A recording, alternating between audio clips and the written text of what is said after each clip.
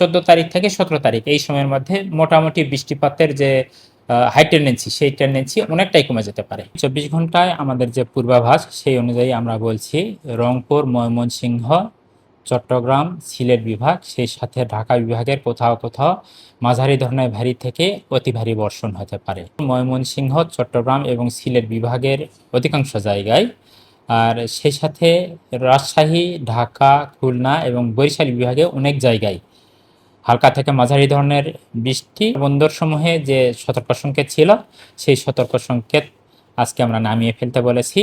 সেই সাথে আমরা যে বিষয়টা বলেছি যে চট্টগ্রাম বিভাগে গত কয়েকদিন ধরে যে অব্যাহতভাবে আপনার অস্থায়ীভাবে জলাবদ্ধতার কথা আমরা উল্লেখ করেছিলাম, সেটা আমরা আপাতত বাদ দিয়েছি। যে চট্টগ্রাম বিভাগে পাহাড় ধসের কথা আপাতত আমরা এই মুহূর্তে বাদ রেখেছি। সেই সাথে চট্টগ্রাম মহানগরীতে জলাবদ্ধতার কথা আগামী 24 ঘন্টার জন্য আমরা বাদ দিয়েছি। এটা হচ্ছে মূল মেসেজ। সেই সাথে 4টা বিভাগ রংপুর, ময়মনসিংহ, চট্টগ্রাম এবং সিলেট বিভাগের কোথাও কোথাও মাঝারি ধরনের ভারী থেকে অতি ভারী বর্ষণ হতে পারে। যেহেতু গত কয়েকদিন ধরে অব্যাহতভাবে চট্টগ্রাম বিভাগে পাহাড় ধসের মতো ঝুঁকিপূর্ণ অবস্থায় ছিল এবং কোথাও কোথাও পাহাড় ধসের মতো ঘটনা ঘটেছে এবং প্রাণহানিও ঘটেছে।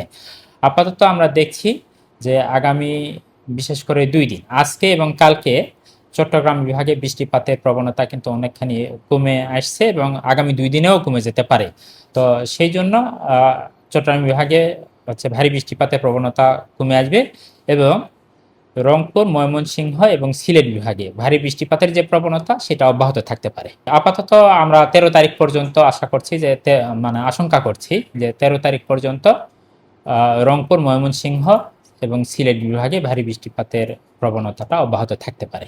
যদি সার্বিক বিষয় যদি বলি তাহলে একেবারে বৃষ্টিহীন হয়ে যাবে না, যেহেতু এটা জুলাই মাস এবং এই সময়ে টোটাল রেইনফলের প্রায় 72% রেইনফল এই সময়ে ঘটে থাকে।